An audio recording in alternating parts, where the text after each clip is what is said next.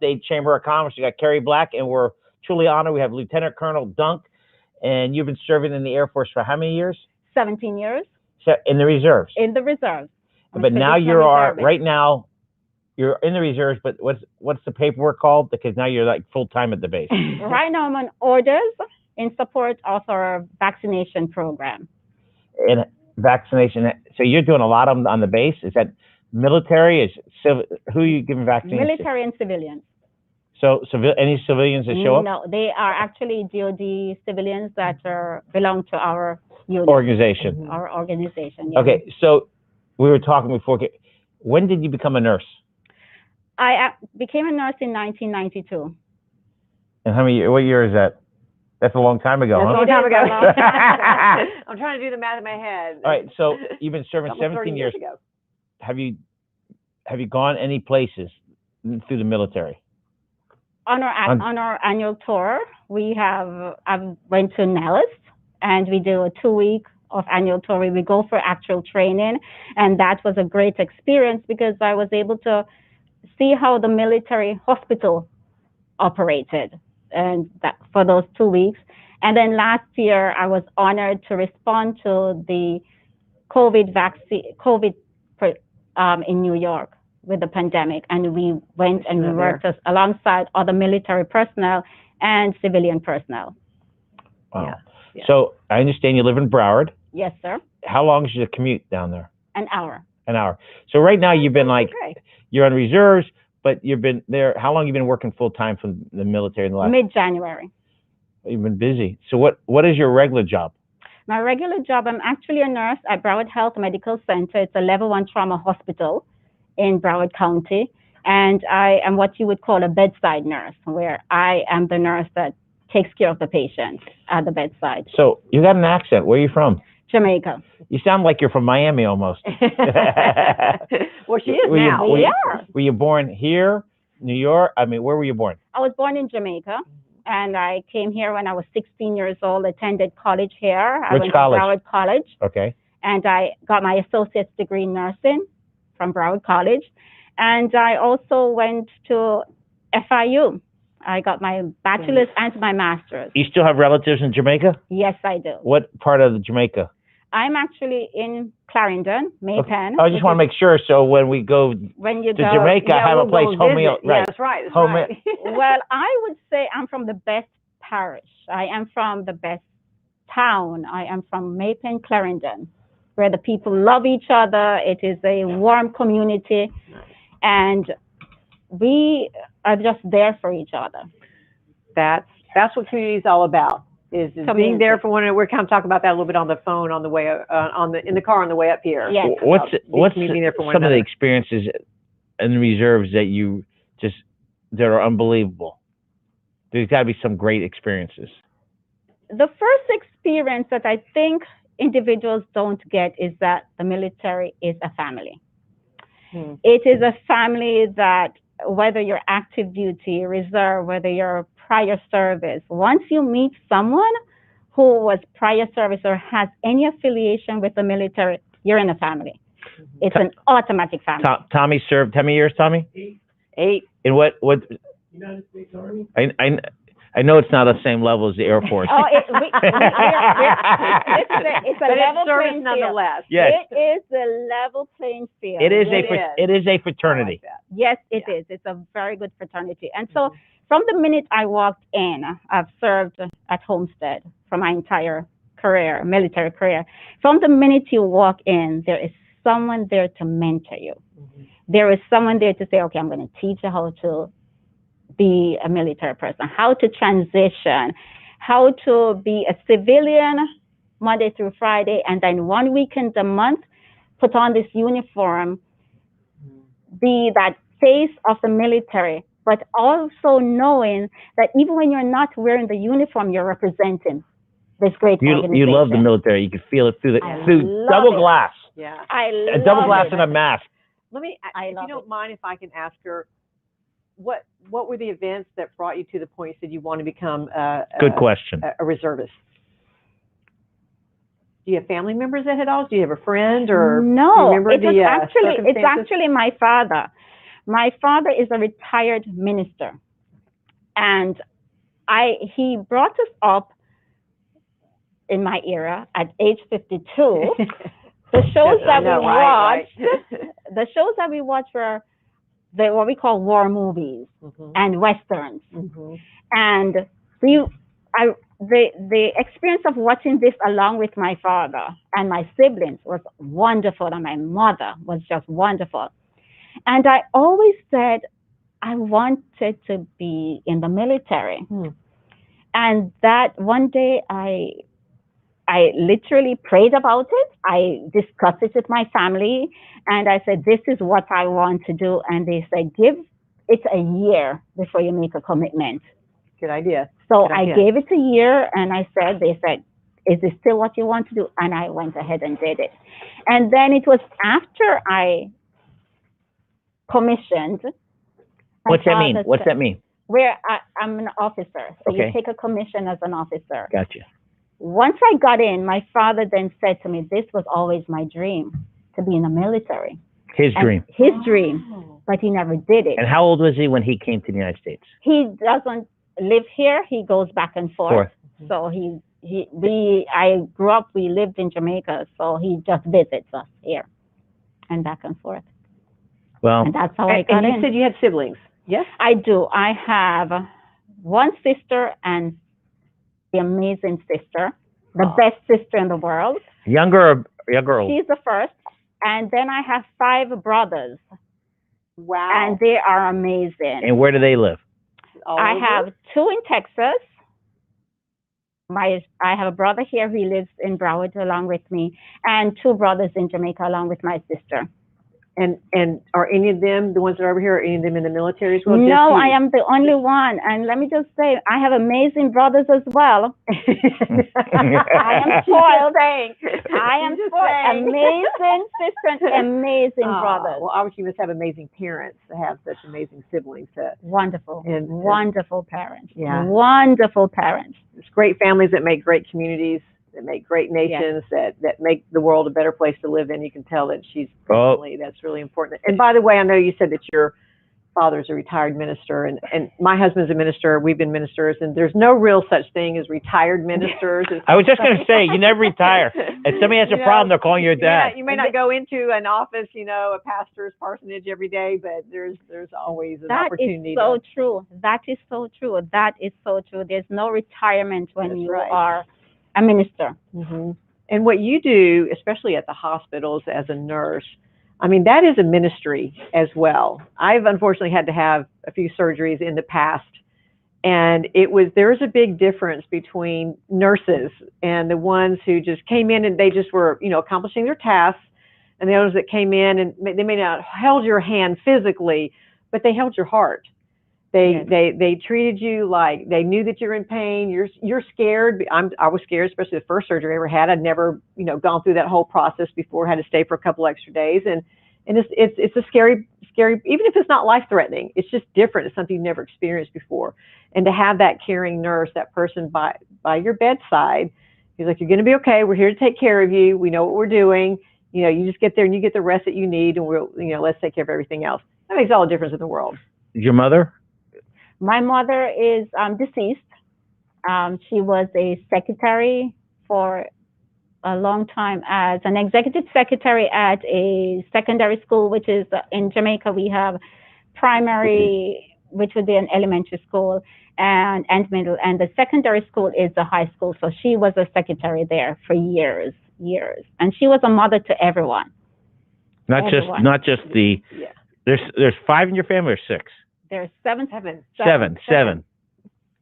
So when she works at that school, she was like everybody's mother. Everyone's mother. She was more like the administrator at that school. So she saw the social issues. And the counselor. And the financial planner for individuals in the school to help them to get to that next step, to encourage them to go on to further their education. So wonderful mother, wonderful wife, wonderful sister, aunt. I mean, wait. So on your mother's side, how many aunts and uncles are there? My mother has two sisters that one is deceased, and other extended family from her father's side, aunts and uncles. That some of them are deceased, some of them are still. Your dad, how many aunts and uncles you got on that side? I have on my dad's side one aunt who lives in Miami who is living, and he has three uncle brothers that are still alive. So it sounds like a lot of your A family. lot of people. She Well, can't. big I am a that lot. serve, maybe not in the military, but there's obviously a heart for service to give back to the A community. heart for service. To that. That's what just makes her so amazing. I Yeah, you can love see the it. conversation that we had, coming up here. It's like, pure heart, a giving soul, someone who's, not here to take, but here to give back. And, we know that our military in particular is filled with people just like that. And, no matter where they're serving, no matter what they're doing, that's like the common thread. You talked about a fraternity, sorority, fraternity, a community. A community. That's the common thread is giving back to, via protecting, or in this situation, is a whole different level. I'm sure you didn't join the military, become a traditional reservist, thinking somewhere down in the future that this season that, we are coming out of, no one knew this, and yet you were there ready. Even working in a hospital, you had to set that aside and serve down in Homestead at the Homestead Air Reserve Base with the 42nd Fighter Wing. And we can't thank you enough for being on the ready 24/7. Whether you're a regular nurse or a regular reservist, and all that goes with that. Thank you. That's Lieutenant Colonel, what do you do for a hobby? Now you're there 5 days a week? Yes, sir. And then when you're a nurse, you're working 4 days a week, right? 12-hour shifts. Okay. So what do you have hobbies? We know cooking is one of your hobbies. My family would beg to differ. What? My family would beg to differ. Cooking is not really the hobby. It's a quick fix meal, the veggies. That is really what I do. If it can get in the toaster oven or in the microwave, I'm good. I like it. That's my kind of lady right there. So, what's your hobbies? My hobby, I read. I love to read. What's your latest book that you read? The Common Book of Prayers. Oh, I haven't heard of that one. The Common Book of Prayer is from Church of England. And so I use it as a devotional. And so that is my latest book. And I've read it quickly, and I'm going through that again. You're going through it again? Yes, I am. So she picked up like one of every magazine, one of every publication that you have out there. Good, keep you busy. She'll be finished with by the time we get back to the base. Right. She'll be finished with it. So what's the most exciting thing that's happened in how many years again, military? 17 years. 17 years. The most exciting thing.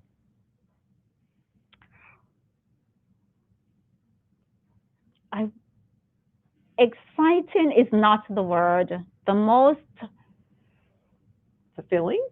That's a good word. Fulfilling or fulfilling, as well as reality-based, is what we're actually going through now, what we are all experiencing with the COVID pandemic. It has made us all stop and think. It has made us, and for me personally, what is my purpose here? What am I here to do? And that time that I spent in New York cemented for me what my purpose is. To help people, to be the nurse, to be the caregiver, to be the nurturer.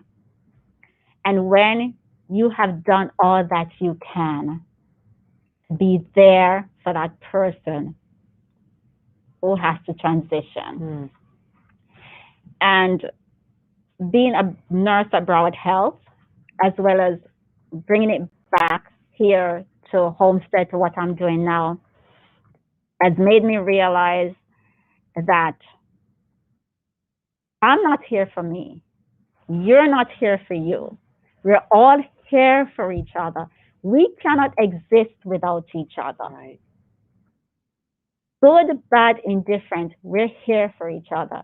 At the end of the day, under it all, we are the same. And we can only come through this pandemic and whatever crises that we may have in our life, if we stick together. Right. And that is what is the most poignant experience that I've had. So she's gonna run for president. Pastor, I'm listening to your church. Right, You're right? good. You're very good. I love it. I love it.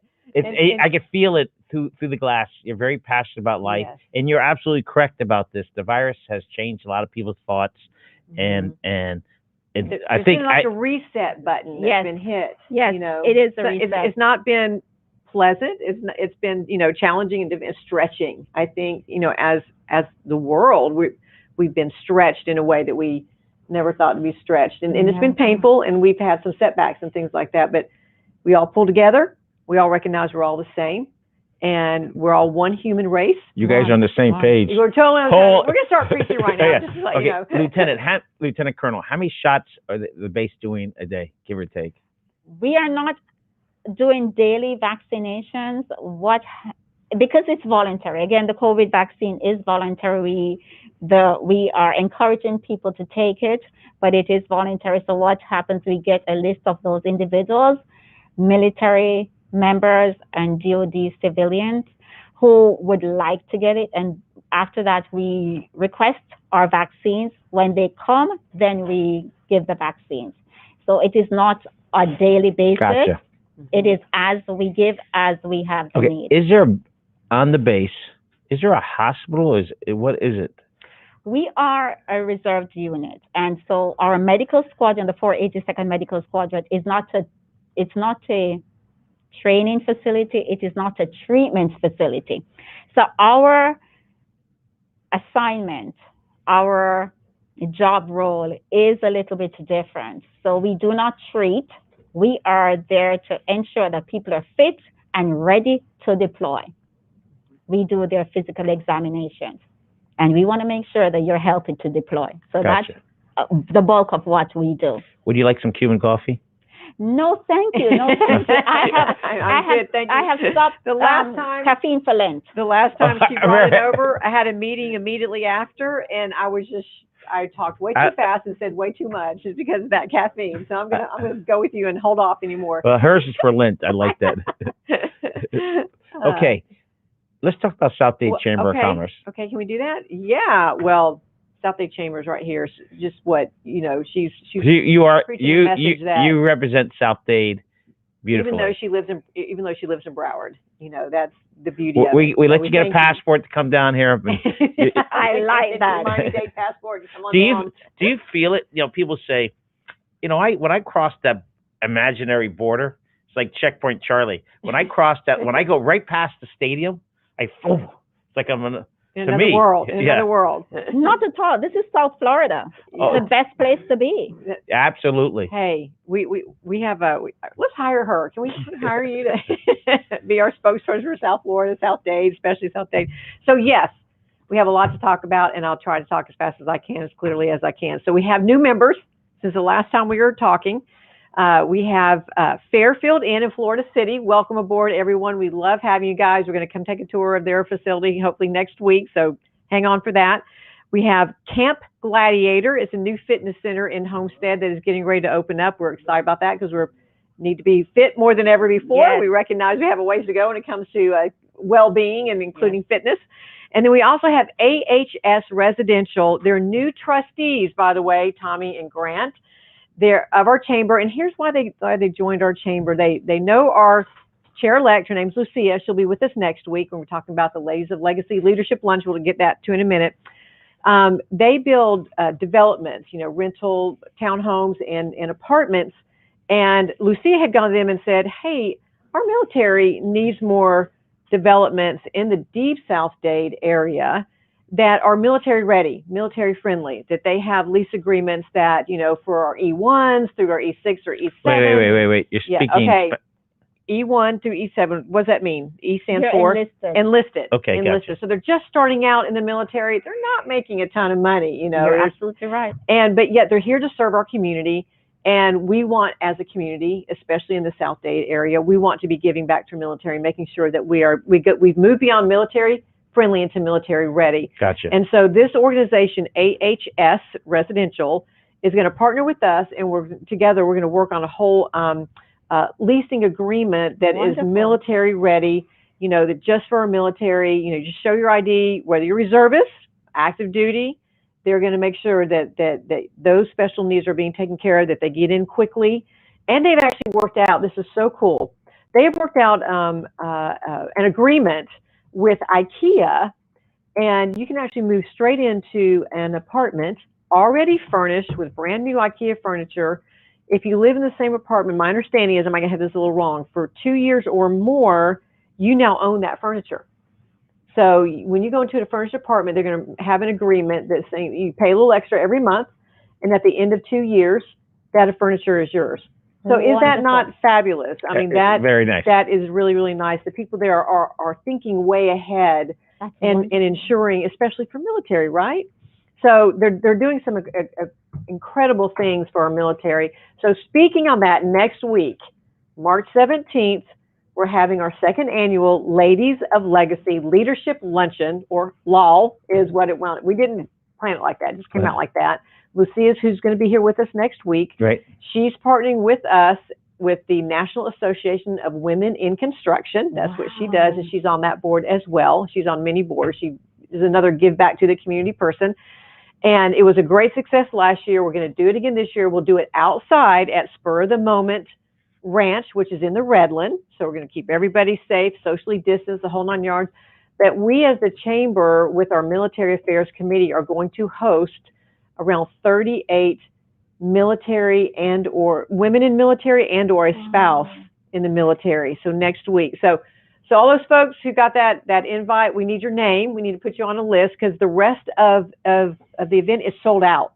It's sold out like in the first week. Exciting. It's very exciting stuff. It's at yet another beautiful venue out there in the Redland. We talk about the Redland so much.